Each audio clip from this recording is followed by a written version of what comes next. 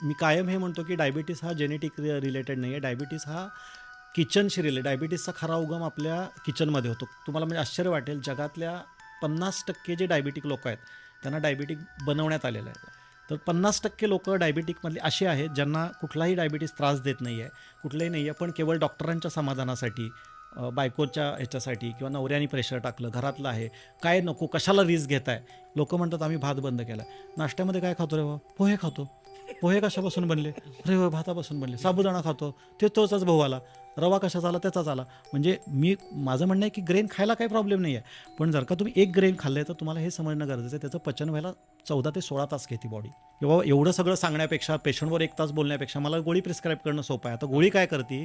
गोळी रक्तातनं साखर उचलती आणि 2 पेशींच्या मध्ये जी जागा आहे, याला इंटरस्टिशियल स्पेस म्हणतात, तिथं ढकलून देते. म्हणजे काय केलं मी? माझ्या घरात एका ठिकाणी कचरा आहे किंवा एका ठिकाणी घाण पडली आहे, त्याचा स्मेल यायला लागला आहे आणि माझ्या घरी कोणतरी पाहुणे येणार, म्हणून मी काय केलं, ते उचललं सगळं आणि दुसऱ्या रूममध्ये नेऊन टाकलं, त्याच्यावर जरा सेंट वगैरे मारून ठेवला. लोकांचं काय, जेव्हा आपण त्यांना जीवनशैलीतले चेंजेस सांगतो करायला किंवा असं करायचं, तेव्हा हे जमत नाही, अवघड वाटतंय फार.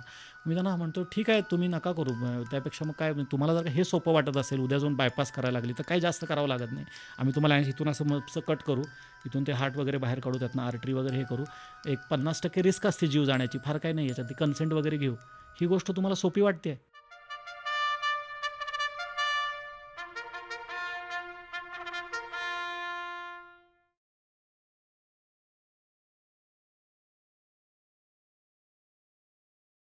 हॅलो, लो, लो, लो, लो. हाय, हॅलो, नमस्कार. तुमच्या सगळ्यांचं खूप खूप स्वागत आहे द मुक्तमुक्त शो म्हणजेच चॅटच्या या खास, खास, खास एपिसोडमध्ये.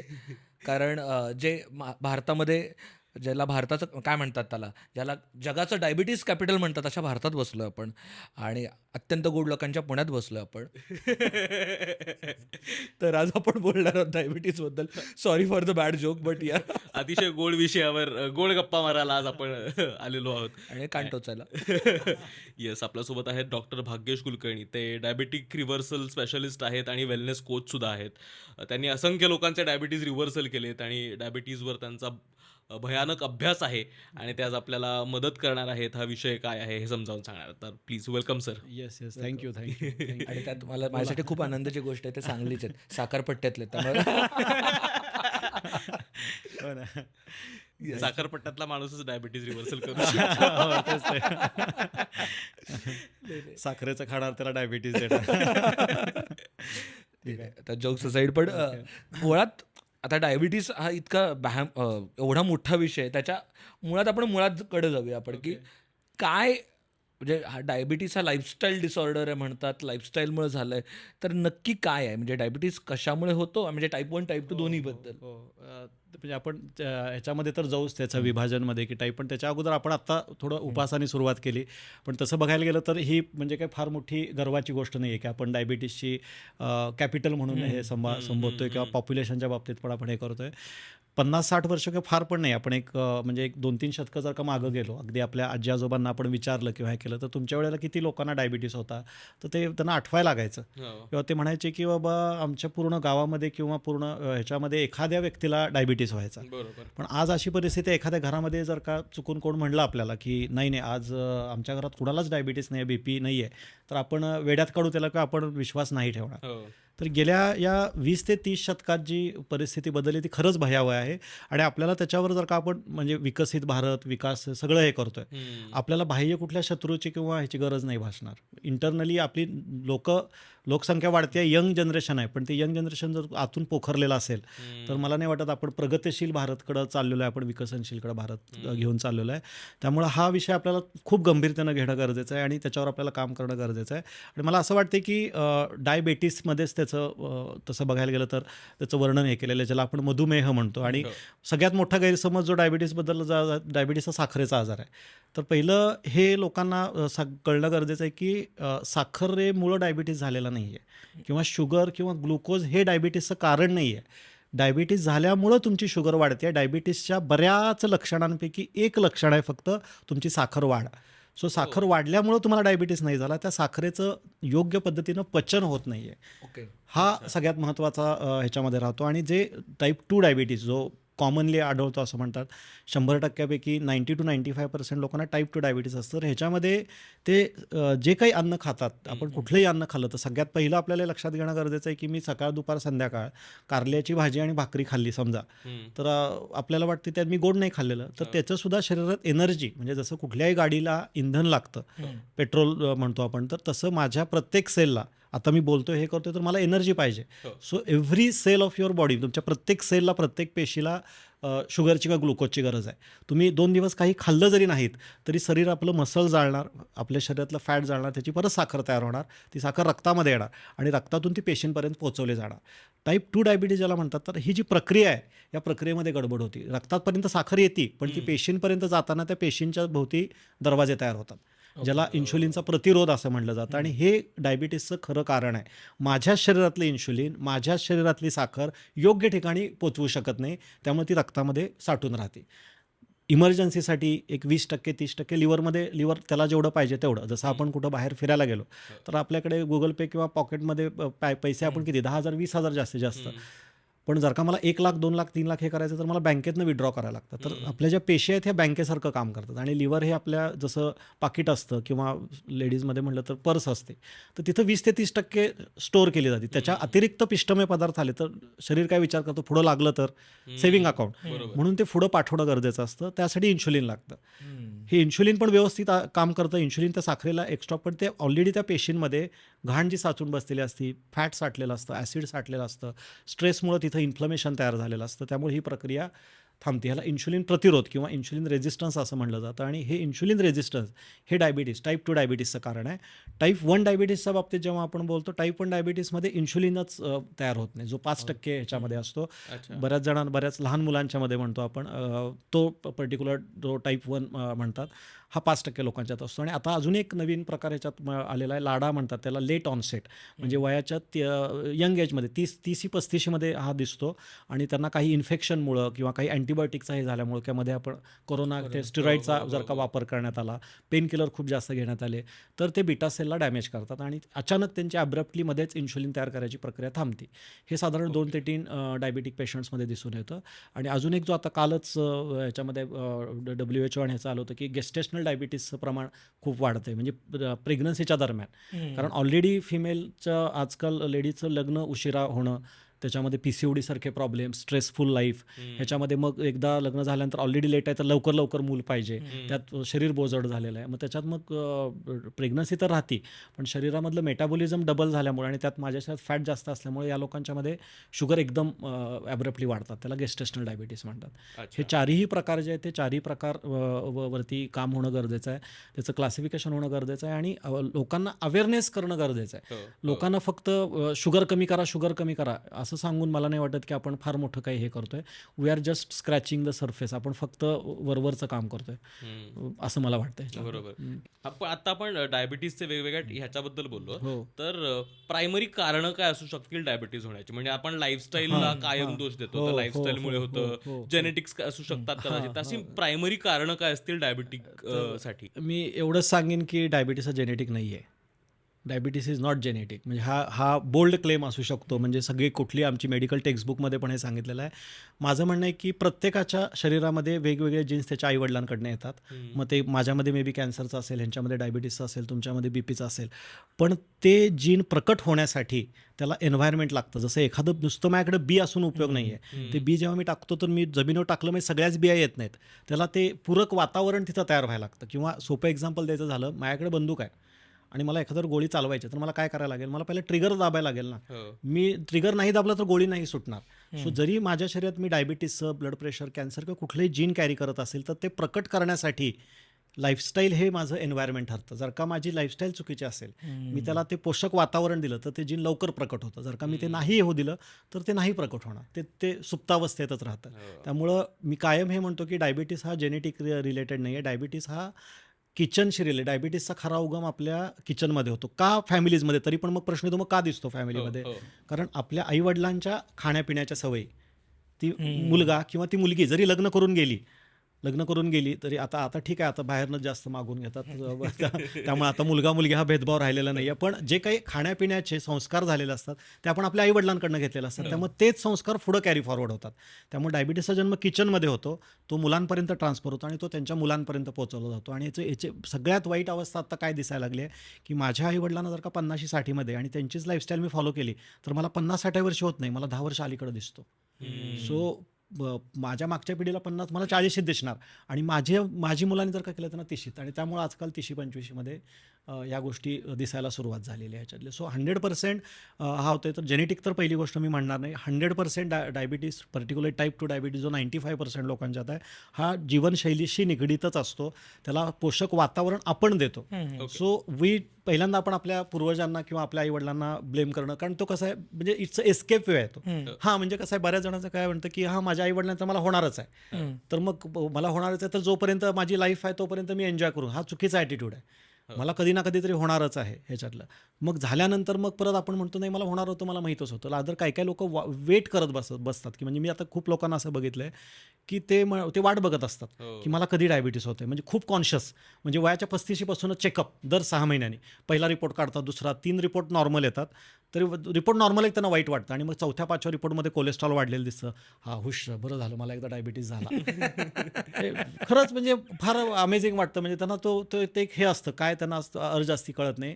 आणि आत्ता मी जे सांगतोय की आपण ह्याला, तुम्हाला म्हणजे आश्चर्य वाटेल, जगातल्या 50% जे डायबिटिक लोक आहेत त्यांना डायबिटिक बनवण्यात आलेलं आहे. अशी बनवा-बनवी पिक्चर आपण बघितला तर 50% लोक डायबिटिकमधली अशी आहेत ज्यांना कुठलाही डायबिटीस त्रास देत नाही आहे, कुठलंही नाही आहे, पण केवळ डॉक्टरांच्या समाधानासाठी, बायकोच्या ह्याच्यासाठी किंवा नवऱ्याने प्रेशर टाकलं, घरातलं आहे, काय नको, कशाला रिस्क घेताय, याखाली 50%, हे वर्ल्ड वाईड स्टॅटिस्टिक आहे. आणि तुम्ही पण आजूबाजूला जर का बघितलेत तर ते म्हणतात ना, आम्हाला ॲब्सोल्युटली कधीतरी आम्ही कुठेतरी चेकअप केलं होतं, कधीतरी आम्ही हे केलं होतं, तिथं आम्हाला आमची शुगर थोडीशी, आणि तेव्हापासून जी गोळी सुरू झाली ती सुरू झाली. आणि तिथं जेव्हा आपण एखाद्या डॉक्टरांकडे जातो तर त्यावेळी डॉक्टर काय म्हणतात, ते जनरली डायबिटिकच्या पेशंटला पुढे जाऊन BP होतंच, त्याची एक गोळी ठेवूया, कोलेस्ट्रॉल पण थोडंसं आहे ते पण एक प्रिकॉशन म्हणून ठेवूया, एक रक्त पातळ ठेवायची आणि तुमचं व्हिटॅमिन B12 पण कमी आहे. सो 5 गोळ्या तर तिथंच सुरू होतात. मग त्याला पण चांगलं वाटतं की दर महिन्याला जायचं, हे करायचं. आणि कुठल्याही तुम्ही आज सिरियल बघा, हे बघा, तर तिथं काय दाखवलं, तिथं पोर्ट्रेट कसं केलेलं आहे, हां मी सासूबाईंची खूप काळजी घेते. काय काळजी घेते, तर त्यांना सकाळ दुपार संध्याकाळ मी वेळेवर गोळ्या देते. सो त्याला इमोशनल पण अँगल दिला गेलेला आहे की तो डायबिटीस कसा त्याचा पोसट ठेवता येईल, कसं हे करता येईल, आणि ते त्याला पण बरं वाटतं ना. आत्ता आपण बोललो की जीवनशैलीने घडतंय, मग त्यातल्या कुठल्या घटकांमुळे, म्हणजे किचन एक एलिमेंट असू शकतो, म्हणजे डाएट, जीवनशैलीतल्या कुठल्या गोष्टींमुळे, म्हणजे हे फॉलो केलं की हे होतं, असं काय कोरिलेशन Diet करायचं? एकच आहे, आहे, stress आहे का सिम्पल काय? सिम्पल एकच गोष्ट, लॅक ऑफ ॲक्टिव्हिटी. म्हणजे आपण ॲक्टिव्ह नाही झालेलो, आपण आळशी झालेलो आहोत, हे पहिल्यांदा ॲक्सेप्ट करायला लागतं. जेव्हा माझ्याकडे डायबिटिक पेशंट येतो आणि त्याला मी म्हणतो, बाबा तू आळशी आहेस हे तुला पहिल्यांदा मान्य करायला लागेल. पहिल्यांदा तुला इथं हृदयावरती हात ठेवून म्हणायला लागेल की मी रिस्पॉन्सिबल आहे ह्याला. हा ॲक्सेप्टन्स लोकांकडे येत नाही. Always there is a escape way. नाही मला हेच जमत नाही, मला तेच जमत वेळ नाही, मिळत जुन्या नाही. वेळ मिळत नाही. जुन्या काळी जी लोकं होती, तर जुन्या काळी लोकांची ॲक्टिव्हिटी म्हणजे पहिला काय होतं, आम्ही थोडंफार त्यांना सांगतो तुम्ही कार्बोहायड्रेट इंटेक थोडा कमी करायचा आहे. तर जुन्या काळी पण लोक 4-4 भाकऱ्या खायचे. माझ्या आजोबांचं मला आठवतं की 25 एका ह्याच्यात बसले तर 25 ते जिलबीवाला वाढायला आला की तो म्हणायचा ते 2-3 कुठं जिलब्या वाढतो, तू सगळंच ते घे. त्यांना कधी डायबिटीस नाही झाला. तर मला त्याचं कारण लक्षात आलं की ते 4 भाकऱ्या खायचे, हांडाभर दूध पण प्यायचे, पण ते त्यांच्या शेतात दररोज 12 किलोमीटर चालत जायचे आणि परत यायचे. आता आपला प्रॉब्लेम काय झाला, आपण आपलं पूर्वजांचं अन्न तर आपण तेवढ्यासारखं खातोय, पण मला भाजी आणायला जायचं तर मला 4 व्हीलर काढायला लागते किंवा मला हे काढायला लागते, मी ॲक्टिव्हिटीज करायला तयार ते नाही, नाही. आता झेप्टोने घरी येते. काय हां नाही ते पण नाही. आता आजकाल तर ते काय कुठलं मार्टिन का काहीतरी स्विगी याच्यावर तुम्ही Instamart, हां. स्विगी इन्स्टामार्ट तुम्ही डायरेक्ट घरी मागू शकता. So lack of activity.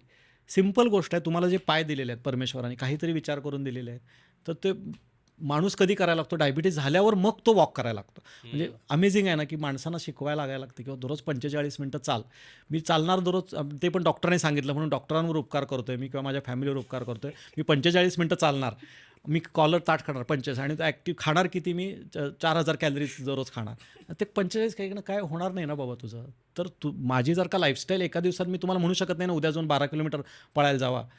मग मला जर का ते होत नाही आहे तर मला त्याच्या पलीकडे जाऊन विचार करायला पाहिजे, कुठून माझ्या शरीरात पिष्टमय पदार्थ येत आहेत, कुठून माझ्या, तर तो मला कसा कमी करता येईल. त्याचे सोपे वे लोकांना सांगणं किंवा शिकवणं गरजेचं आहे. आणि नुसतं डाएट लाईफस्टाईल म्हणून उपयोग नाही आहे. पहिल्यांदा माइंडसेट स्वीकारायला पाहिजे, पहिला स्वतः जबाबदारी घ्यायला पाहिजे. सो माझं 2च मला याला म्हणणं आहेत, लॅक ऑफ ॲक्टिव्हिटी आणि दुसरं आहे लॅक ऑफ सेल्फ डिसिप्लिन, सातत्याचा अभाव. कारण मूळतः आळशी असल्यामुळं काय होतं, 9चे 9 दिवस राहतात त्या लोकांचे. म्हणजे ते होतात, जाऊ दे ना यार, झालं ना. आणि मग ज्या वेळेला पॅनिक सिनारिओ येतो त्यावेळेला धावायला सुरू करतात. त्यावेळी शरीर नाही साथ देत. कारण तुमच्या डायबिटिक पेशंट सगळ्यात मोठी समस्या आहे की आता आपण बोलतोय तर डायबिटिक पेशंटला काय पाहिजे, वॉकिंग करायला पाहिजे किंवा रनिंग करायला पाहिजे. नॉर्मली आपण जेव्हा आपण कुठलाही आजार नसतो, जेव्हा आपण वॉक करून येतो, जेव्हा आपण चालून येतो, फिरून येतो, आपल्याला फ्रेश वाटतं. डायबिटिक पेशंटला उत्साहच नसतो. त्याला चालून आले की त्याला कधी एकदा बाबा बसतोय, कधी एकदा दमतोय, खूप घामेघूम होतं. कारण त्याच्या शरीरात योग्य ठिकाणी साखरच पोचत नाही आहे. तर मला त्याला एक्झरसाईज करायला शिकवण्याच्या अगोदर त्याला डिटॉक्स करणं गरजेचं आहे. त्याच्या शरीरातली एक्स्ट्रा घाण सगळी कशी बाहेर निघेल, सूज कशी बाहेर पडेल, त्याच्या मसलमध्ये ताकद कशी वाढेल, हे करून मग मी त्याला एक्झरसाईज करायला सांगितलं तर तो एक्झरसाईज आनंदाने करेल. जर का एक्झरसाईज ही दुःखदायक प्रक्रिया झाली तर नोबडी विल डू इट. आणि मग परत त्यालाच ब्लेम केलं जातं. मग हे विशेष सर्कल सुरू होतं. मग तो ते अवॉइड करायचा प्रयत्न करतो. मग तो म्हणतो मला या डॉक्टरांकडे जायचं नाही, मला त्याच्याकडे जायचं नाही. आणि त्याला ती हे मिळत नाही आणि त्याच्यामध्ये ते गिल्ट असते की मला गोड नाही खायला मिळत. मग तो चोरून खायचा प्रयत्न करतो की ह्याच्यातलं. आणि बिचाऱ्यांना काय होतं की त्यांनाच म्हणजे फार वाईट वाटतं मला की त्या लोकांना ग्लुकोज फार हे गरजेचे असते. त्यांना तर फार खायची इच्छा होती आणि खाल्लं तर गिल्ट आणि परत कोण बघतंय का. आणि त्याच्यानंतर परत माझी शुगर वाढली तर म्हणजे किती दुर्दैव आहे बघा. शुगर वाढली म्हणून पहिल्यांदा चेक करायला त्या लॅबोरेटरीवाल्याकडे जायचं, त्याचे पैसे मोजायचे, त्याला चेक केली म्हणून, म्हणजे तो आपलं रक्त काढून घेणार, त्याच्यासाठी त्याला पैसे द्यायचे. तिथनं यायचं, ते रिपोर्ट घेऊन डॉक्टरकडे जायचं, डॉक्टर सांगणार की तुझी वाढलेली दिसते आपल्याला त्यात, तेच सांगणार, त्याच्यासाठी गोळ्या औषधं इन्शुलिन लिहून देणार, त्याला त्याच्यासाठी पैसे द्यायचे. तिथनं मेडिकलवाल्याकडे जायचं, मेडिकलवाल्या म्हणणार की तुम्ही गोळ्या घ्या, हे घ्या, तो काही फ्रीमध्ये देणार नाही, ते इन्शुलिन आपणच टोचून घ्यायचं. आणि त्यानंतर सगळी लाईफस्टाईल जरी फॉलो केली आणि परत चुकून शुगर वाढली तर फुकटमध्ये शिवाय घरातल्या आणि डॉक्टरांच्या आपणच खायच्या. उद्या कॉम्प्लिकेशन झाले तर ते आपणच भोगायचे. म्हणजे मी डायबिटीसला काय म्हणतो माहिती आहे का, जर का तुमचा डायबिटीस खरंच तुम्ही मॅनेज नाही करू शकला तर लहानपणी त्या आमच्या आजोबा म्हणायचे किंवा माझे बाबा म्हणायचे, कुठलंही लोन घे बाबा, ते सावकारी कर्ज किंवा ज्याला आपण आता क्रेडिट कार्ड म्हणतो, चक्रवाढ व्याज. डायबिटीसला मी हे म्हणतो सावकारी कर्ज. आणि हे लोकांना उतरवायला शिकवणं गरजेचं आहे. कारण असा कुठलाच व्यक्ती नसतो की तो डायबिटीस पोसत राहिला तर तो त्याच्यावर ते कसं आहे, ते व्याजावर व्याज वाढतच जातं ह्याच्यातनं. तो हे दुष्टचक्रातनं त्याला बाहेर काढणं फार गरजेचं आहे आणि त्याला एज्युकेट करायला पाहिजे त्यासाठी. बरोबर. आता आपण तुम्ही सुरुवातीलाच म्हणालात की शुगर वाढणं हा डायबिटीसचा वन ऑफ द सिम्पटम्स आहे. करेक्ट. तर डायबिटीजमुळे होणारे त्रास काय काय आहेत? म्हणजे हेच कदाचित माहित नसते. म्हणजे शुगर वाढते तेवढंच हे माहिती माहिती popular आहे. आहे. तर डायबिटीसमुळे त्रास काय काय होतात? डायबिटीसमुळे पहिला त्रासच काय होत नाही, हाच मोठा त्रास आहे. सगळ्यात पहिला काय की Y diabetes consider silent disease. तर डायबिटीसमध्ये शरीर खूप पहिला धडपड करतं. म्हणजे माझी शुगर आज वाढली, तुम्ही आत्तापर्यंत तुम्ही व्हॉटेवर जे बघितलं असं कधी ऐकलंय का, ह्याची शुगर वाढली आणि पेशंट गेला, ह्याचं बीपी वाढली आणि पेशंट गेला? कधी तसं होत नाही. शुगर वाढली म्हणून आणि बीपी वाढली म्हणून कधीतरी पेशंट किटोॲसिडोसिसमध्ये गेला तर हजारात एखाद्याला ॲडमिट करायला लागतं. पण तो शुगर वाढली, त्याची 300 झाली आणि तो गेला, असं कधीच होत नाही. काय होतं, शुगर जेव्हा माझ्या शरीरात, माझं नॉर्मल रक्त पातळ रक्त आहे, जे वाहतं रक्त आहे. गुलाबजामचा पाक बघतो आपण, म्हणजे डायबिटिक व्यक्तींना आम्ही म्हणतो, बघत असाल, खात नसाल, पण तर गुलाबजामचा पाक जसा चिकट होतो, जशी माझ्या रक्तातली साखर वाढायला लागते, ती चिकट व्हायला लागते, म्हणजे तो घट्ट व्हायला लागतो रक्त. आणि त्यामुळे हृदयाला ते ढकलण्यासाठी डबल ताकद लावायला लागते, तिथं बीपी वाढायला लागतं. बरं, हे शुगरमध्ये इन्फ्लमेटरी पॉवर आहे. म्हणजे काय, समजा मी माझ्या हातामध्ये साखर पकडली, अशी एक चमचाभर साखर ठेवली, मूठ बंद केली, 24 तास असंच ठेवलं आणि मी मूठ उघडली आणि 24 तासांनी ती काढायची प्रयत्न केला तर साखर निघणार, त्याच्यावर माझ्या स्किनचं जो लेअर आहे, म्हणजे हे म्हणतो ना आपण, स्किनची साल पण निघणार. सो साखरेचा जर का माझ्या कुठल्याही टिश्यू, ऑर्गन, आर्टरी, धमनीशी जर का सतत संपर्क आला तर तिथं जखम करण्याची पॉवर साखरेकडे असते. आणि ही एकदम सूक्ष्म लेवलचा डॅमेज असतो. मग जेव्हा माझ्या रक्तातनं असे घट्ट झालेले साखरेचे हे व्हायला लागतात, ते 2 पद्धतीने डॅमेज करतात. एक, त्या वाहणाऱ्या रक्तवाहिनीतून वाहताना त्या आतल्या लेअरला, इंटिमा ज्याला म्हणतात, त्याला डॅमेज करतात. तिथं छोट्या छोट्या जखमांना गुठळ्या तयार व्हायला लागतात. आणि कुठली जखम जेव्हा आर्टरीला होती, ती आर्टरी सिकुडती, ती आर्टरी हे होत नाही. जसं नॉर्मली आपण बसलोय, थंडी वाजायला लागली तर मी काय करणार, माझ्या अचानक कोण आलं तर आपण बॉडी आखडून घेतो. त्या छोट्या छोट्या जखमा झाली की तुमच्या धमन्या नॅरो व्हायला लागतात आणि त्यामुळे पहिल्यांदा छोट्या ऑर्गनचा ब्लड सप्लाय कमी होतो. 1 मिनिटासाठी किंवा 2 मिनिटासाठी गळा दाबला आपला तर आपण गुदमरून जाऊ. कंटिन्युअसली आपल्या छोट्या नसा, ज्या आता बोटांपर्यंत, इथंपर्यंत आज मी आता श्वास घेतोय, मी तर इथपर्यंत पोचणार ना, अॅनाटॉमी, फिजिओलॉजी इथंपर्यंत पोचणार. सो हे ऑक्सिजनचं प्रमाण त्याला कमी पडायला लागतं. आणि मग ते पण मी दुर्लक्ष केलं तर मग हळूहळू बदलतं. म्हणून पहिला जो पेशंट डायबिटीसचा जेव्हा 3 वर्षांनी 4 वर्षांनी मला डोळ्यांना अंधू दिसायला लागलेला आहे किंवा मला हातापायांना आता मुंग्या यायला लागलेल्या आहेत, माझा सेक्शुअल विकनेस आलेला आहे, पहिला तुमच्या एंड आर्टरीज या तिथं व्हायला लागतात. त्याच्याकडे पण आपण दुर्लक्ष केलं तर मग ज्या मेजर आर्टरीज, मग तुम्हाला स्ट्रोक, हार्ट अटॅक. आणि त्याच्यात वाईट परिस्थिती काय की त्यांच्या नसा डॅमेज झाल्यामुळं मला पेनचं लक्षणच लक्षात येत नाही. सो माझ्या पायाला जखम झाली, मला कळणार कसं, तर मला लागलेलं टोचणार, मला टोचलेलं कळतच नाही, माझ्या नसा एवढ्या बधिर झाल्या. मला हार्ट अटॅक आलेलं कळणार कसं, चेस्ट पेन आहे त्यांना ते कळतच नाही. So people go into the complication. आणि डायबिटीसचं सगळ्यात वाईट परिस्थिती काय असते, डायबिटीसमुळे एखादा ऑर्गन जर का खराब झाला तर तो आपल्याला रिव्हाइव्ह नाही करता येत. म्हणजे तो परत आपल्याला काही हे करून तो येतो, तो डॅमेज झाला की तो परमनंट. सो कॉम्प्लिकेशन हा सगळ्यात महत्त्वाचा, ज्या समस्या तयार होतात. दुसरं, माझी शुगर जास्त असेल तर मी कुठलंही साधं, मला डोळ्यांचं ऑपरेशन असेल, साधं डेंटल एक्स्ट्रॅक्शन असेल, तरी पहिला डॉक्टर काय म्हणतो, पहिला तुझी शुगर नॉर्मल. बरोबर. आणि मग पेशंटची पळापळ सुरू होती. आणि मग त्याच्यात बरेच जण काय म्हणतात, शुगर वाढली आहे, तुला आता सगळे कॉम्प्लिकेशन होतील आणि तू मृत्यूच्या दारात जातील, तो मी तुला शुगर कमी करून देण्याचा मार्ग सांगतो. मग आपण डॉक्टरांकडे जातो, डॉक्टर म्हणतात काही काळजी करू नका, मी तुम्हाला एक छान गोळी देतो. आणि गोळी दिली की चमत्कार होतो, 1 महिन्यात 300 असलेली शुगर 150 जाते. पेशंट पण खुश, बघा म्हणजे मॅजिक केलं मी. आता ह्याच्यात मेक काय आहे, ही जी शुगर, आता पहिली शुगर तुमची पचन होत नव्हतं, पहिले ते पेशींचे दरवाजे बंद होते, मग गोळीनं काय चमत्कार केला. मग पेशंटला मी म्हणतो की तुम्हाला काय वाटतं, तुम्ही कधी याचा विचार केलात का, काय वाटतंय, काय केलं असेल, मग काय वाटते, म्हणजे त्या गोळीनं ती शुगर जाळून मे बी युरिनच्या द्वारे टाकली असेल, त्यामुळे तुम्हाला लगवितला होत असेल, किंवा ते दरवाजे बंद पडलेले तोडले असावेत, काहीतरी होत असेल ना. इन्शुलिन कंट्रोल, हां, किंवा इन्शुलिनची ताकद वाढवली असेल, आणि दार उघड बे दार उघड, तसं ते काहीतरी करून ते उघडलं असेल. यापैकी काहीही गोळी करत नाही. गोळी ना तुमच्या युरिन मान, तसं जर का असतं तर आज डायबिटिक रिव्हर्सल किंवा डायबिटीसचा ह्याचा विषयच घ्यायची का. गोळ्या औषधांवर आपली डिपेंडन्सी नाही पाहिजे, हे बऱ्याच पेशंटना पण माहीत नाही, आणि बऱ्याच डॉक्टरांकडनं पण हे नाही सांगितलं जात की बाबा एवढं सगळं सांगण्यापेक्षा, पेशंटवर 1 तास बोलण्यापेक्षा मला गोळी प्रिस्क्राईब करणं सोपं आहे. आता गोळी काय करते, गोळी रक्तातनं साखर उचलती आणि 2 पेशींच्या मध्ये जी जागा आहे, याला इंटरस्टिशियल स्पेस म्हणतात, तिथं ढकलून देते. म्हणजे काय केलं मी, माझ्या घरात एका ठिकाणी कचरा आहे किंवा एका ठिकाणी घाण पडली आहे, त्याचा स्मेल यायला लागला आहे, आणि माझ्या घरी कोणतरी पाहुणे येणार, म्हणून मी काय केलं, ते उचललं सगळं आणि दुसऱ्या रूममध्ये नेऊन टाकलं, त्याच्यावर जरा सेंट वगैरे मारून ठेवला. काय होईल, काय जास्तीत जास्त काय होईल, 1 दिवस तुम्हाला त्या दुसऱ्या दिवशी काय होणार, त्या रूममधनं पण वास यायला लागणार. तुम्ही म्हणाल तिथं वास येतो, मी हॉलमध्ये नेऊन टाकतो, तुमच्या पूर्ण घरामध्ये वास यायला लागणार. तुम्ही म्हणाल नाही, माझं पूर्ण घरात खराब येतं, असं करून मी पॅसेजमध्ये टाकतो, तुमचा पूर्ण पॅसेज खराब होतो. हेच गोष्ट डायबिटीसमध्ये, कुठलीही मी गोळी घेतो, कुठलंही औषध घेतो, गोळी फक्त रक्तातनं साखर बाहेर काढते. मेटफॉर्मिन हे करतं. मेटफॉर्मिन 100%. मेटफॉर्मिनचा जो हे सांगितलं जातो, एकदम किती छान भाषेत लिहिलेलं आहे, it increases uptake of glucose to liver. लिव्हरला ते रिअपटेक, म्हणजे लिव्हर काय म्हणत असतं, माझं पोट भरलंय, तू पुढं जा, पुढं पेशी बसलेलं असतात, पेशी म्हणत माझंही पोट भरलंय. मग आता मेटफॉर्मिन काय म्हणते, चल चल जाऊ दे, तू जा परत जा, घे रे बाबा. आणि म्हणून 90% टाईप 2 डायबिटीसच्या पेशंटला फॅटी लिव्हर असतं. लॉजिक लक्षात आलं. सो ते तिथनं उचललं, लिव्हर काय म्हणतं, मग एका ठराविक लिमिटनंतर लिव्हर काय म्हणते, माझं काम नाही बाबा, मी दमलो, आता मी माझं काम करू, मला काय तू हे साठवणं, तू दुसरीकडे जा. मग ते किडनीमध्ये जायला सुरुवात होती, मग ते लिव्हरमध्ये नंतर हार्टमध्ये जायला सुरुवात होती, आणि जिथं जिथं जातं तिथं तिथं ते डॅमेज, तो साखर त्याचा रंग दाखवणार. मगाशी मी जर सांगितलं की इन्फ्लमेशन आहे. सो मध्ये एक हे केला होता रिसर्च की डायबिटिक पेशंटच्या मृत्यूनंतर त्याचं हे केलं, म्हणजे काय म्हणतो आपण त्याला, डायसेक्शन किंवा हे केलं, आणि त्याच्या बघितलं तर ऑर्गनमध्ये पिळ्या लिटरली साखर निघाली सगळी त्याच्यात, पूर्ण असे ह्याच्यामध्ये ही सगळी तिथं हे झालेली असते. आता ह्याच्यात ॲडव्हान्टेज काय मिळतं, काय तरी पण का आपण हे करतो, माझ्या रक्तात जर का शुगर वाढत राहिली तर मला 1-2 वर्षात समस्या दिसतात, आणि बाकी शरीरातल्या इतर पार्टमध्ये वाढली तर त्या 7-8 वर्षांनी दिसतात. सो मी काय केलं, आय हॅव जस्ट पोस्टपोन आजचं मरण किंवा आजचं कॉम्प्लिकेशन मी उद्यावर टाकलं. पण ते भागवायला मी दुसरं लोन, हां करेक्ट, एका लोनवरती लोन किंवा इथून हे केलं, आणि त्यामुळे पहिला पेशंट आणि मी ह्याचं कुठलंही गांभीर्य पेशंटला मी नाही सांगितलं, तर पेशंटला काय रिझल्ट दिसतो, शुगर नॉर्मल आली, मी जिलबी पण खाऊ शकतो, मी हे पण खाऊ शकतो, मी ते पण खाऊ शकतो. तो कार्बोहायड्रेट इंटेक तेवढाच ठेवतो.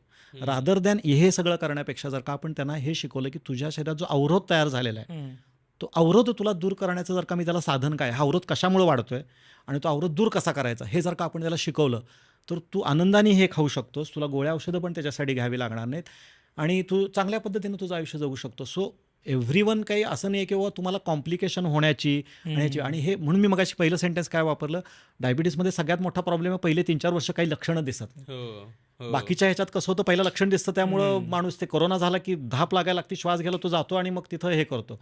म्हणजे मला कधी कधी मी परमेश्वराकडे म्हणायचं, डायबिटीस झाला आणि त्याला पहिलं काहीतरी दिसू दे, पहिलं काहीतरी त्रास होऊ दे, तो अवेअर होईल. पहिला काहीच त्रास होत नसल्यामुळं असिम्टमॅटिक, मोस्ट म्हणजे 60 to 70% असिम्टमॅटिक असतात, आणि यंग एजमध्ये ह्याचा सगळ्यात जास्त धोका आहे. यंग एजमध्ये काय होतं, त्यांना डायरेक्ट त्याचं जे प्रेझेंटेशन होतं ते हार्ट अटॅक, किंवा डायरेक्ट एक दिवशी बसलो मी कॉम्प्युटर आणि मला दिसतच नाही आहे काय, डायरेक्ट रेटायनल डॅमेज, रेटायनल डिटॅचमेंट ह्याच्यावरती.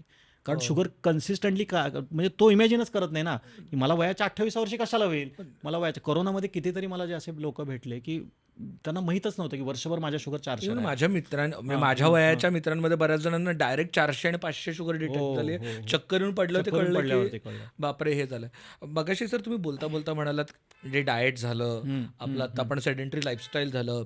स- ह्यात सगळ्यात एक गोष्ट म्हणजे माझ्याही सतत म्हणते तुझ्यामुळे माझी शुगर वाढली का तू स्ट्रेस देतोस म्हणून. हां, तर हां. स्ट्रेसचा आणि शुगरचा काही संबंध आहे का? खूपच चांगला प्रश्न तुम्ही विचारलात. हा सगळ्यांना माहीत असलेला प्रश्न आहे किंवा सगळ्यांना हे आहे, पण त्याचा कसा संबंध आहे हे कोणी विस्तृत स्वरूपात नाही सांगितलेलं. आपल्या सगळ्यांनाही माहिती आहे की आपली जी बॉडी आहे ती पंचतत्वापासून बनलेली आहे, 5 एलिमेंट्सपासून बनलेली आहे आणि त्याच्यातलं जे सगळ्यात प्रमुख तत्व आहे ते जलतत्व आहे. आणि हे जे सगळे आजार आहेत, डायबिटीज, बीपी, थायरॉईड, ज्याला आपण जीवनशैली, हे जलतत्वाशी निगडीत आजार आहेत. माझ्यातलं जलतत्व बिघडलेलं असतं. मग ते ॲनेशंट सायन्समध्ये त्याला हे म्हणलेलं आहे की तुमचं जलतत्व बिघडलं. मॉडर्न सायन्समध्ये म्हणलेलं आहे की तुमची बॉडी ॲसिडिक झाली. तर बेसिकली आपल्याला हे समजून घेणं गरजेचं आहे. माझ्या शरीरात जे पाणी आहे ते 72% आहे आणि त्या पाण्याला थंड राहायला आवडतं. ह्याला सायंटिफिक भाषेमध्ये ब्लडचा pH 7.4, म्हणजे pH थेरी आपण केमिस्ट्रीमध्ये जे शिकलो की 1 इज ॲसिडिक, 14 आहे. तर आपल्या रक्ताचा जो pH आहे किंवा आपल्या शरीरात जे रक्त फिरतं आहे तर ते स्लाइटली इट्स अल्कलाईन, न्यूट्रलच्या थोडंसं पुढं. तर ह्याला सिम्पल लॉजिक आहे की मी डायबिटिक पेशंट्सला मी काय सांगतो की कुणाला डायबिटीस होतो, कुणाला तर ज्याचा माथा गरम आणि ज्याचं रक्त गरम. मी परत एकदा सेंटेन्स रिपीट करतोय, बघा समजतंय का? ज्याचं कुठल्याही कारणाने रक्त खवळतं, कुठल्याही कारणाने, चुकीच्या अन्नपदार्थ किंवा मग ते माथा गरम. म्हणजे मी माझ्या शरीरात जर का 72% पाणी आहे तर माझी वागणूक, माझं अन्न किंवा माझी जीवनशैली ही पण अल्कलाईन असली पाहिजे. हे डॉक्टर भाग्येश कुलकर्णी काय सांगत नाहीत, हे नेचर सांगते, निसर्गाचं म्हणणं आहे. मग आपण थोडासा विचार करा की आपण जे अन्न घेतोय त्या अन्नामध्ये आपण जे काय दररोज भाकरी, पोळी, भात, वॉटेवर जे खातो आपण, तर त्याच्यामध्ये किती % पाणी असतं? तर जेव्हा आपण आपली ताटली बघतो आपण, तर त्याच्यामध्ये 70% आज पाणी नसलेलं फूड आपण जास्त घेतोय. तर असं फूड जेव्हा माझ्या शरीरात टाकतो, त्याचं पचवण्यासाठी शरीरातलं पाणी वापरावं लागतं. साधी गोष्ट आहे, आपण भाकरी खातो, पोळी खातो, तर तुम्ही कधी बाहेर बघितलं आपले गव्हाचे, ज्वारी, तांदूळ असेल, तर मी असं बाहेर टाकून दिलं, तर ते पक्षी येऊन खाऊन जातात. त्यांना नाही दळावं लागत नाही किंवा त्यांना त्यांची एवढी तर चोच असते. आपल्याला डायरेक्ट नाही खाता येत. आपल्याला त्याचं पीठ काढावं लागतं आणि पीठ पण नाही, त्यात काय टाकावं लागतं, पाणी टाकावं लागतं. तेव्हा कुठं ते डायजेस्टेबल होतं. जेव्हा मी असं ॲसिडिक फूड खातो, मी जेव्हा असं रिफाईंड फूड खातो, त्यावेळेला माझ्या शरीरातलं जीवन, माझ्या शरीरातलं पाणी त्याला पचवण्यासाठी वापरावं लागतं. And that increases acid.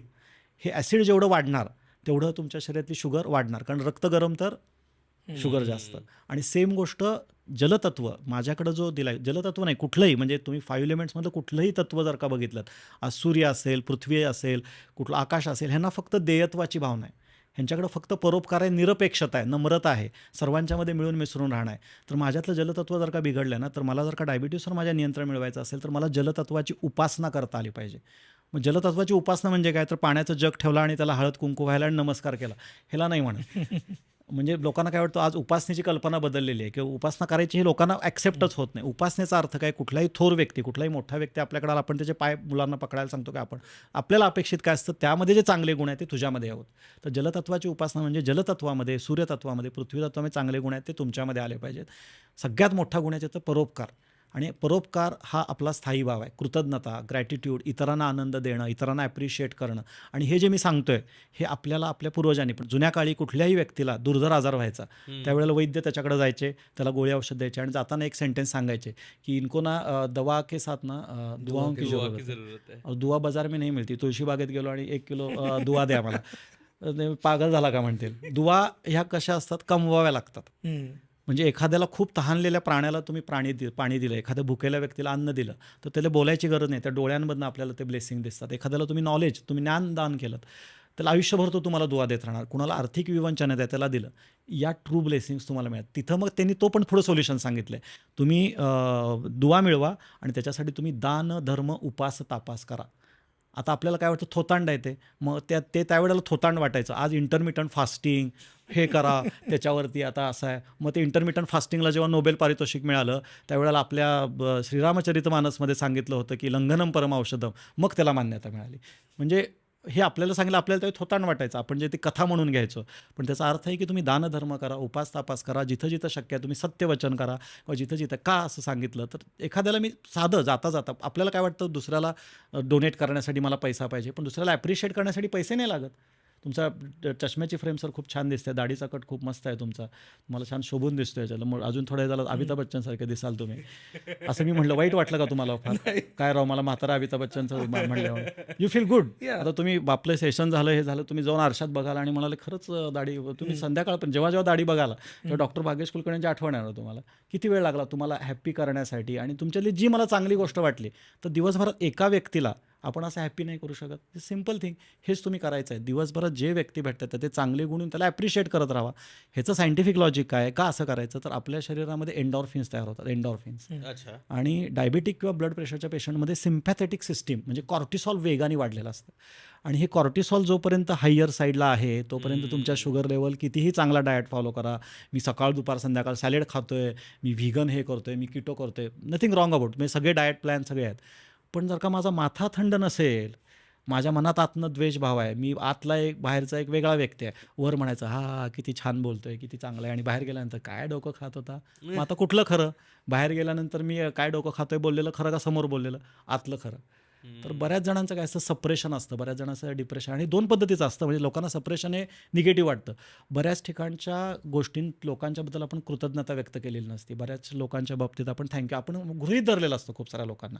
दोन ओझी, मी कायम म्हणतो की डायबिटिक किंवा कुठलाही व्यक्ती त्याच्या आयुष्यात दोन ओझी कॅरी करत असतो. एक कृतज्ञतेचं ओझं असतं, दुसरं कृतज्ञतेचं. हे दोन्ही ओझी उतरवता आली पाहिजे. तिथं मग तुमचा ग्रॅटिट्यूडचा रोल येतो, स्ट्रेस मॅनेजमेंटचा रोल येतो, आणि हे तुमची कशी आहे, ही डेली सवय आहे. जसं आपण आंघोळ करतो, दात घासतो, सकाळी उठल्यानंतर एक छान स्माईल द्या ना. तुम्ही उठलाय सकाळी, गुड थिंग आहे, तुम्ही जिवंत आहात. लोक म्हणतात हॅपीनेससाठी काय पाहिजे, तुला पैसाच नाही, तू जिवंत आहेस, हे पण हॅपीनेसचं कारण होऊ शकतं. सकाळी उठल्यावर थँक्यू म्हणणं देवाला. पुढं चल, तुला जेवायला 2 वेळचं अन्न मिळते. कितीतरी लोक आज जगामध्ये असे आहेत की ज्यांना 2 वेळच्या अन्नाची भ्रांती आहे, 100-200 रुपये दिले जातात, आणि डायबिटीस तुझा मॅनेज कर. ह्याच्यातले कितीतरी लोक आहेत ज्यांचं लग्न नाही झालेलं, कितीतरी लोक आहेत ज्यांना मुलं, ह्यांच्याकडे 4-4, 3-3 मुलं आहेत, तरी एक मुलगा गेला तर आयुष्यभर त्याचं दुःख करत बसतात. खूप सारं सप्रेशन आहे, खूप सारं आपल्या पेरेंट्सबद्दल आपल्याला नाही आहे. आईवडिलांनी काय उपकार केले, कारण 9 महिने तुझ्या आईने तुला पोटामध्ये सांभाळलं, एक महिनाभर पोटाला 2 किलो वजन लावून फिरून बघ, जमतंय का? आपण अशा यांना विचारतो. सो आपण ऑलरेडी तिथं आपण कृतज्ञता व्यक्त करत नाही, आणि वी आर एक्सपेक्टिंग की मला माझ्या आयुष्यात यश मिळेल, माझी डायबिटीस मुक्ती नाही होणार बाबा, कारण तू व्यक्ती म्हणून चांगला नाही आहे. सो मी काय म्हणतो कायम की डायबिटीस मुक्ती किंवा डायबिटीस रिव्हर्सलमध्ये 30% रोल लाईफस्टाईलचा आहे, 70% रोल तुमच्या मानसिकतेचा आहे. तुम्हाला जर का डायबिटीस मुक्त व्हायचं असेल तर तुम्हाला सगळ्यात पहिल्यांदा कुणाची डायबिटीस मुक्ती होऊ शकते, जो समाधानी आनंदी आहे. समाधानी आनंद आपल्याला ब्लेसिंग्समधनं मिळतं. खरं समाधान पाहिजे, खरा आनंद पाहिजे, आणि तोच व्यक्ती समाधान आणि आनंद होऊ शकतो जो दुसऱ्यांना समाधानी आनंदी करू शकतो. आणि मला स्वतः समाधानी आनंदी राहण्यासाठी किंवा आनंदी होण्यासाठी पहिल्यांदा मी व्यक्ती म्हणून चांगला पाहिजे. तर आम्ही डायबिटिक पेशंटला पहिलं काय शिकवतो, तू व्यक्ती म्हणून चांगला बन, व्यक्ती म्हणून चांगला बन, तू स्वतः समाधानी हो, इतरांना आनंद आहे. बऱ्याच जणांना काय वाटतं, सुख मला मिळालं पाहिजे, आनंद मला मिळाला पाहिजे. सुख आणि आनंद मिळवण्याची गोष्ट नाही आहे, सुख आनंद देण्याची गोष्ट आहे. आणि हा परोपकार जेवढा तुम्ही करताना तेवढा तुम्हाला, मग तुम्ही कितीतरी व्यक्ती अशा बाहेर बघितल्या असतील की जे कुठं डाएट फॉलो करतात, कुठे करतात, नाही होत डायबिटीस. किंवा कितीतरी असे डायबिटिक लोक आहेत की त्यांचे वजन जास्त आहे, ते म्हणतात जाऊ दे यार, पण त्यांना कुठलंही कॉम्प्लिकेशन होत नाही, 90-100 वर्षापर्यंत चांगलं आयुष्य जगतात. मानसिकता सुदृढ असते. मी त्या डायबिटीसपेक्षा स्ट्रॉंग आहे. आणि हे डायबिटीसलाच नाही ॲप्लिकेबल, कुठल्याही व्यक्तीला. फर्स्ट इज माइंडसेट की बाबा, मी जर का म्हटलं कॅन्सर झाला मी मरणार, तर मरणारच तुम्ही जर का म्हटलात मी कॅन्सरपेक्षा स्ट्रॉंग आहे, मोस्ट ऑफ द केसेसमध्ये कॅन्सर हरतो. सेम गोष्ट डायबिटीसला आहे. मी डायबिटीसला बीट करू शकतो, माझ्यामध्ये कॅपॅसिटी आहे. डायबिटीसला कसं आहे की बऱ्याच वेळा मी सांगतो की डायबिटीस रिव्हर्स करण्याची किंवा डायबिटीसला चांगली कुठली वेळ, ज्यावेळी तुम्हाला त्रास देत नाही येतो, तुम्ही तोपर्यंत डायबिटीसवर कंट्रोल घ्या. डायबिटीसने तुमच्या आयुष्यावर कंट्रोल घेतला तर मग फार अवघड गोष्ट आहे. हे कसं आहे, तो बंद पिंजऱ्यातला शेर, म्हणजे एखाद्या ठिकाणी आपण ह्याच्यात जातो बघा, तिथं वाघ दिसतोय, तिथं तो आत आहे म्हणून ना, समजा चुकून ते कडी निघाली आणि तो वाघ बाहेर आला तर काय होईल आपली. Diabetes is like that. So डायबिटीसला जर का तुम्ही त्या पद्धतीनं व्यवस्थित त्या केजमध्ये ठेवलं तर डायबिटीससारखा सुंदर आजार नाही कुठला. म्हणजे मी डायबिटीसला बऱ्याच जण म्हणतो, take diabetes as opportunity. So जेव्हा डायबिटिक एखादा पेशंट आहे, तुम्ही कोसू नका, तर तुम्ही परमेश्वराला थँक्यू म्हणा, मला डायबिटीस झाला, माझे हात पाय सगळे चांगले आहेत आणि मला हेल्दी होण्यासाठी परमेश्वराने मला दिलेली अपॉर्च्युनिटी आहे.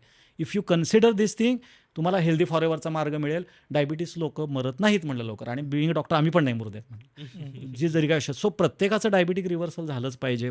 आग्रह नाही आहे ना.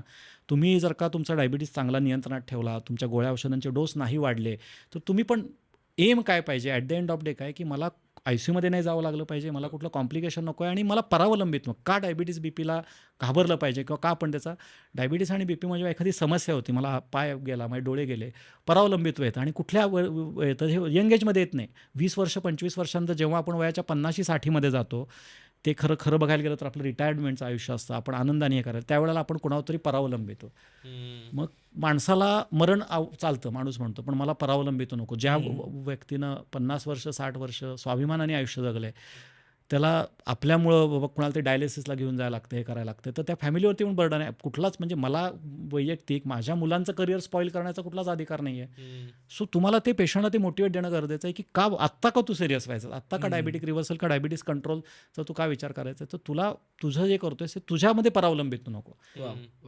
डायबिटीस तुमचं फ्रीडम हे करतो सगळ्याच लेवल, हे फक्त फिजिकल, हे फिजिकल, मेंटल लेवलवरती सुद्धा. तुम्हाला गिल्ट आहे ना खाण्यामध्ये प्रत्येक वेळेला, असं नाही. पण तुम्ही एक व्यक्ती बघा जो डायबिटिक व्यक्ती आहे, तो पण खातो की गुलाबजाम, पण ते गुलाबजाम खाताना त्याच्या मनात गिल्ट असते. आंबे, आता आंब्याचा सीझन आहे, आंबे खाताना मला गिल्ट नाही पाहिजे ना यार याच्यातले, की एनिवेज डायबिटिकमध्ये आम्ही आंबे सांगतो खायला, आंबा उलट डायबिटिकसाठी उपकार, बऱ्याच जणांना माहीतच नाही. कारण की गोड म्हणजे सगळंच आहे. म्हणजे काय काय जणांमधनं गोड बोलायचं पण सोडून दिलेलं आहे, उपवासाने बोलतो की म्हणतात डॉक्टर आम्ही गोड बोलायचं पण सोडून दिले तरी पण आमच्या शुगर वाढतात. मला पण हा एक अप्रोच फार आवडला की म्हणजे तुम्हाला क्युअर करायचा असेल कुठला आजार तर म्हणजे आतून तुम्ही आनंदी असणं खूप गरजेचं आहे. प्रश्नच नाही. Take this as a opportunity. आणि हे लाईफमध्ये सगळ्याच बाबतीत आहे ना, संकट येणारच ना, पण परमेश्वराने तुम्हाला कुठलेही दिलेलं असतं तर ती अपॉर्च्युनिटी म्हणून दिलेली असती. तुम्ही कुठं फोकस करताय त्याच्यावरती. अर्ली स्टेज डायबिटीस जर डिटेक्ट झाला तर तो बेसिकली अर्ली बर्ड ऑफर आहे.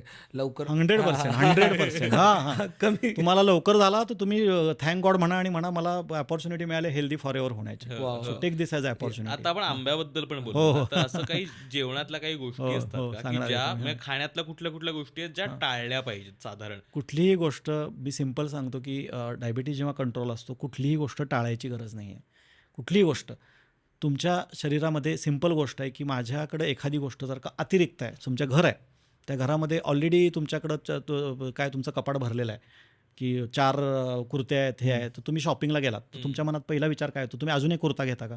तुम्ही काय विचार काय पहिला करा, अरे माझ्याकडे ऑलरेडी आहे हा, किंवा तुम्हाला कोण म्हटलं का गिफ्ट करू का, तुम्ही काय म्हणता नको माझ्याकडे ऑलरेडी आहे. हे आपल्याला तिथं लॉजिक कळतं. सेम गोष्ट आहे की माझ्याकडे ऑलरेडी साखरेचा माझ्याकडे भरणा आहे, माझ्याकडे पिष्टमय पदार्थ भरपूर आहेत, तर मी माझ्या शरीरातलं जे पिष्टमय पदार्थांचं प्रमाण आहे, carbohydrate converts into the glucose, ते निम्म्यावरती आणायचं आहे, फक्त निम्म्यावरती आणायचं आहे. ह्याला सायंटिफिक भाषेमध्ये कॅलरी रिस्ट्रिक्शन 2 पद्धतीचं असतं, moderate calorie restriction, acute calorie restriction.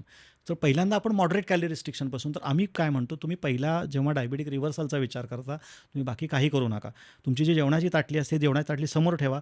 जेवढ्या क्वांटिटीमध्ये तुम्ही भात घेत होता, राईस तुमचा होता, तर तेवढ्या क्वांटिटीमध्ये आता तुम्ही छान मस्त बनवलेली कोशिंबीर किंवा सॅलड घ्यायचं, भाताच्या क्वांटिटी एवढं. त्याच्यानंतर खाली या, पहिल्यांदा तुम्ही जे काही जेवढ्या क्वांटिटीमध्ये भाकरी आणि हे घेत होता तेवढ्या क्वांटिटीमध्ये आता शिजवलेली भाजी घ्यायची आहे, त्याच्यापेक्षा थोड्या क्वांटिटीमध्ये वरण घ्यायचं आहे, आणि तुमच्या हाताच्या ओंजळीमध्ये किंवा टोटल जेवणाच्या 1/4 तुमचा भात आणि भाकरी राहिली पाहिजे. आता हे कसं साध्य करायचं, तर एक भाकरी तुम्ही जेव्हा वाढून घेताय किंवा एक पोळी वाढून घेताय, तुमच्या जेवणात 4 हे पाहिजेत, 4 वाट्या पाहिजेत. सो 4 वाट्या कुठल्या, तर त्याच्याला 2 वाट्या तुमच्या सलाड कोशिंबिरीच्या पाहिजे. टेस्टी बनवायची, उगाच डॉक्टरने सांगितलं म्हणून ती नॅक आहे, ती टेक्निक आहे, ती शिकणं गरजेचं आहे. That is art. आपण कुठली भाजी आणलं, आपण काय लगेच वांगं आणलं आणि खा वांगं, खा बटाटा असं नाही करत ना. तसं खाल्लं तर आपण ओरडलो असतो. तिला टेस्टी बनवतो, तर you need to learn that art. ती आर्ट आपल्याला आपल्या टेस्टबडला सवय नाही. सो 2 प्लेट तुमच्याकडे कॉम्प्लेक्स कार्बोहायड्रेट पाहिजे, जे तुम्हाला एनर्जी देत आहेत. 1 वाटी तुम्ही तुमची भाजी ठेवा आणि 1 वाटी वरण ठेवा. एका भाकरीला 4 वाट्या. तुम्ही जेव्हा म्हणताय की मला 2, आम्ही म्हणत होते 2 भाकऱ्या 8 वाट्या घ्या, 3 भाकऱ्या खायच्यात 12 वाट्या घ्या, आणि भाताची क्वांटिटी हे ठेवा. आत्तापर्यंत तुम्ही काय करत होता, भात वाढून घ्यायचा आणि त्याच्यामध्ये वरण आणि हे टाकायचं. आमचं म्हणे आता वाडग्यामध्ये वरण आमटी वाढून घ्यायची, त्यात 3-4 चमचे भात टाकायचं, काही हरकत नाही आहे. सो इट्स नॉट अबाउट हे कमी करा ते कमी करा, इट्स अबाउट क्वांटिटी. पहिल्यांदा तुम्ही क्वांटिटी रिड्यूस करायला सुरू करा, आणि त्याच्यात पण तुम्हाला एवढं डोक्यात ठेवायला अवघड वाटत असेल तर जेवणाच्या अगोदर मिनिमम 2 बाउल पहिले सॅलड खावा, मग तुम्हाला काय खायचं ते खावा. त्याच्या पुढे पण आमचं म्हणणं आहे. आता ह्याच्यात होतं काय, पहिला मी 2 बाउल सॅलड खाल्ल्यावर मला 1 भाकरीपर्यंत भूकच राहत नाही. तर हे कसं आहे, ही लाईफस्टाईलमधला हा पहिला चेंज की ज्याला आपण म्हणतो मॉडरेट कॅलरी रिस्ट्रिक्शन किंवा माइल्ड कॅलरी रिस्ट्रिक्शन. मग त्याच्यानंतर आपण थोडंसं ॲक्यूट कॅलरी रिस्ट्रिक्शन. मग पहिला आपण म्हणतो तुम्ही ब्रेकफास्ट करताय, दुपारचं जेवण आहे, त्याला स्प्लिट करा. सकाळी ब्रेकफास्टच्या अगोदर मस्त फ्रुट्स खावा. 50% फ्रुट्स खावा, 50% तुम्ही लो ग्लायसेमिक इंडेक्स किंवा लो GI वाले पदार्थ, जसं आपल्याकडं खूप सारे पदार्थ येतात. मुगाचा डोसा आहे, म्हणजे जे बेसनपासून बनलेले आहेत. एक आपल्याकडे भाजणीचं थालीपीठ असतं, कोथिंबीर वडी असते. तर वी हॅव इन्व्हेंटेड दॅट. आता आपला प्रॉब्लेम काय आहे की आपल्याला डायबिटीसमध्ये पहिला हे लक्षात घेणं गरजेचं आहे की पिष्टमय पदार्थ म्हणजे काय. लोक म्हणतात आम्ही भात बंद केला. नाश्त्यामध्ये काय खातो रे बाबा? पोहे खातो. पोहे कशापासून बनले? अरे हो, भातापासून बनले. साबुदाणा खातो, तोचाच भाऊ आला. रवा कशाचा आला? त्याचाच आला. म्हणजे माझं म्हणणं आहे की ग्रेन खायला काही प्रॉब्लेम नाही आहे, पण जर का तुम्ही एक ग्रेन खाल्लंय तर तुम्हाला हे समजणं गरजेचं आहे त्याचं पचन व्हायला 14 ते 16 तास घेते बॉडी, किती 14 to 16 आवर. सो माझं पहिलं ग्रेन पचल्याशिवाय जर का मी दुसरं ग्रेन माझ्या शरीरात टाकलं तर बॉडी पहिलं अन्न तसंच सोडून देते, नवीन अन्न पचवायला घेते. ओ दिस इज द फर्स्ट थिंग. आणि हे जे सोडून देते मी म्हटलं ना, ते सोडून नाही देत, ते आपल्या शरीरात टॉक्सिनच्या स्वरूपात साठून राहतं. आणि ह्याला सगळ्यात महत्त्वाचा कल्पिट आपल्याला काय वाटतं, एक रिफाईन पदार्थ, म्हणजे कुठलाही पदार्थ जो पॉलिश केलेला आहे, जो प्रक्रिया केलेला आहे, तो पदार्थ शरीर आयडेंटिफाय करू शकत नाही. कारण आपल्या शरीरातलं पिष्टमय पदार्थांचं ज्याचं वेगाने साखरेमध्ये परिवर्तन होतं असं म्हणतात, त्या पदार्थांचं, पिष्टमय पदार्थांचं पचन हे परमेश्वरांनी तोंडामध्ये दिलेलं आहे. 70% आपल्या अन्नाचं पचन इथं होत नाही, इथं होतं. त्यासाठी आपल्याला काय सांगण्यात आलेलं आहे, म्हणजे मला वाटते आता मी 32 विसरलो. चावून खावा. हां, मला वाटते तुमच्या आई आजी आजोबांनी सांगितलं असेल, तुम्हाला पण सगळ्यांना सांगितलं असेल, मी इतर प्रेक्षकांना पण विचारतो, हे सगळे भात किती वेळा चावून खाता? भात गिळतात. सिजवलेला भात. सो हमें बताया गया था कि भाई चबा चबा के खाओ. हम चबा चबा के नहीं खा रहे, हम दबा दबा के खा रहे. सो तुमचा मिक्सर इंद्रायणी असेल आणि त्यात तूप घातलं असं तसं? संपलाच ना, तो असा ओरपून खातो आपण ह्याच्यातल्या. आणि अजून एक आपल्याला काय अजून एक सांगितले, बरेच सारखे पेशंट येतात, आम्ही घरातलंच खातो. अरे बा, तुझ्या घरातच प्रॉब्लेम आहे, म्हणजे तुला पहिलं हे समजणं गरजेचं आहे. आम्ही ना पिझ्झा हटमध्ये जातो, अरे तिकडं जायची गरजच नाही आहे, तुझी भाजी खातो. बरं, आम्ही घरातलंच खातो. काय खातो? तर आम्ही सकाळी पालेभाजी खातो, दुपारी कोबीची भाजी. आणि कसं करतो? तर आम्ही शिजवतो. आपल्याला काय सांगण्यात आले की बाबा कुठलीही भाजी जर का शिजवली, म्हणजे 7वीच्या पुस्तकात होतं की कुठलीही भाजी एका ठराविक 46 डिग्रीच्या वर आपण हे केलं तर त्याच्यातली 80% पोषण मूल्य निघून जातात आणि 20% राहतात. तर ती निघून नाही जात. ऑल दिस न्यूट्रिशन ते एन्झाईम्स असतात, ते कन्वर्ट्स इन टू स्टार्च. तर डायबिटीसचा शत्रू ग्लुकोज नाहीच आहे. डायबिटीसचा ग्लुकोजचा 10% शत्रू आहे, स्टार्च. आपण 90% आपलं जर का जेवणाचं ताट बघितलं तर त्यात आपण स्टार्च खातो. सगळे रिफाईंड पदार्थ, तुमचा रवा आला, मैदा आला, भाकरी आली, भाजी आली, शिजवलेली भाजी, मस्त मग ते पनीर हे केलेलं पनीर फ्राय. आपण सायकोलॉजिकली काय म्हणत असतो, मी भाजी खातोय, पण त्याच्यामध्ये ऑइल टाकून जेव्हा आपण ती गोष्ट परततो तर त्याच्यामध्ये 80% स्टार्च तयार झालं. मग खायचं आणि काय? ते आता तिथे येतो ना, मी तिथं पण येतो ना, काय खायचं किंवा कशा पद्धतीनं. आपल्याला काय मन मारायचं नाही आहे.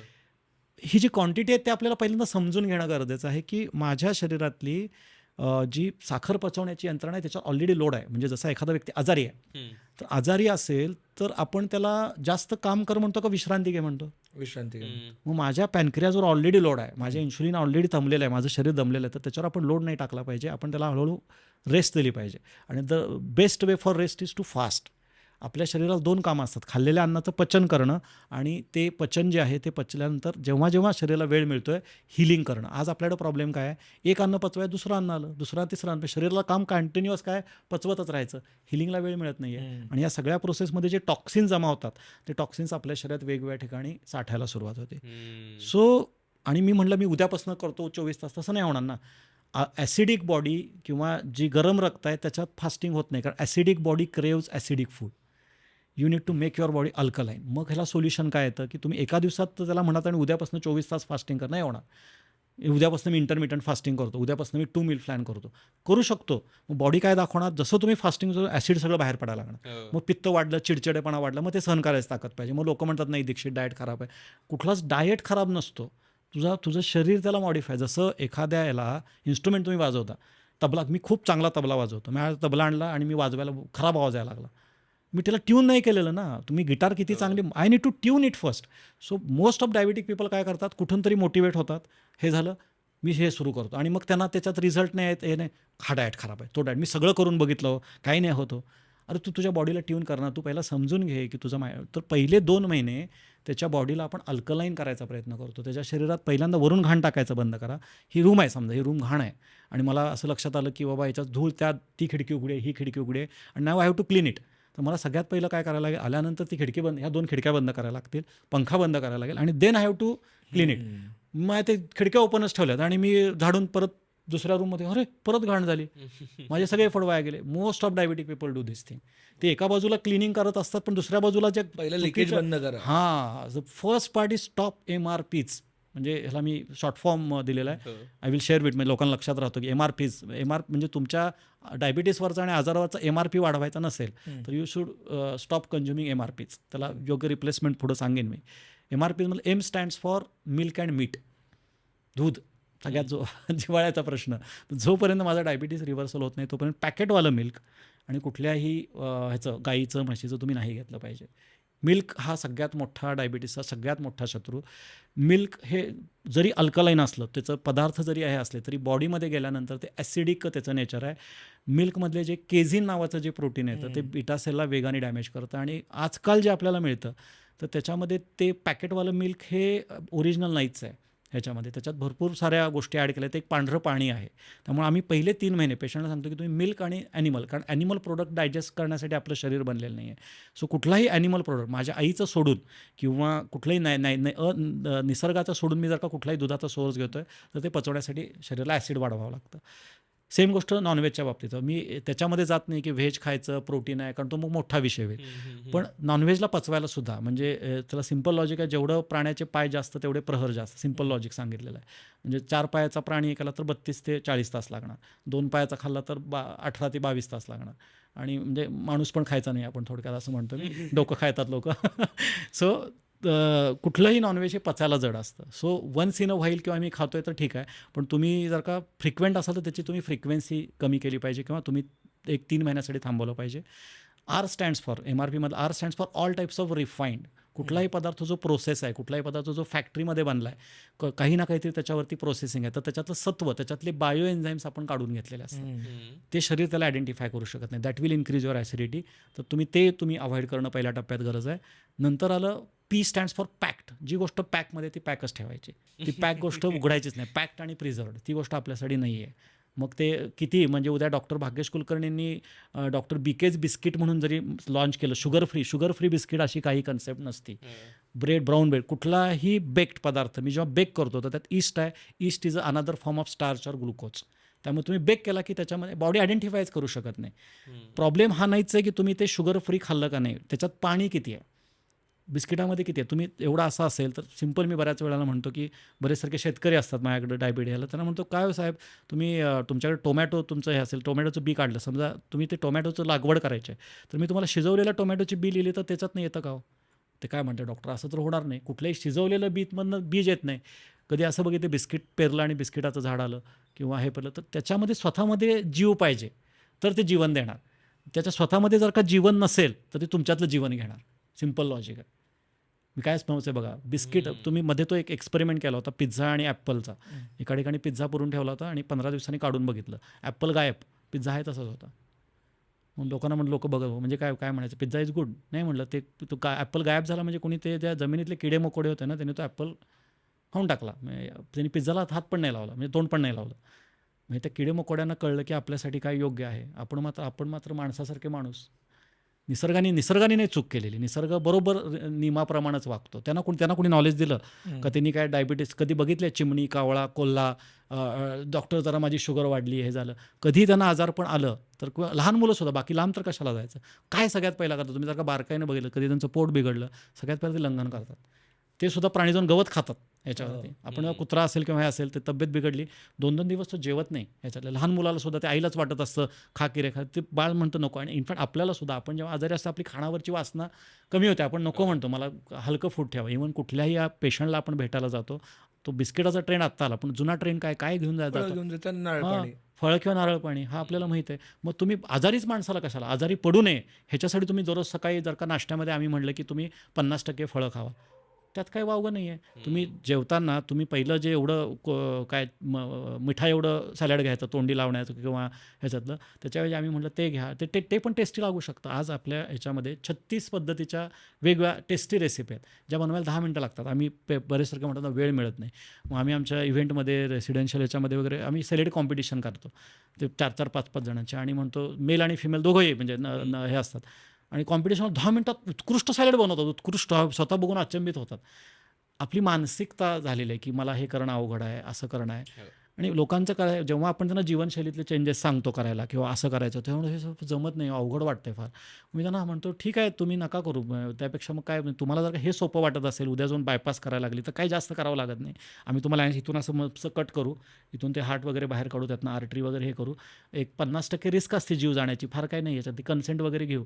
ही गोष्ट तुम्हाला सोपी वाटते आणि परत त्यानंतर आयुष्यभर हे करायचं. त्याच्या मानाने आम्ही जे चेंजेस सांगतोय करायला, तुमचं तुम्ही कंपॅरिझन करा की काय हे करायचं आहे. मोस्ट ऑफ द पीपल काय होतात की का त्यांना कन्सेप्ट माहीत नाही का डायबिटीस नियंत्रण मला मिळवायचं. तेच विचारायचं हां, सर, हां, त्याच्यावरतीच yes, यायचं होतं. हां. डायबिटीस रिव्हर्स होतो का?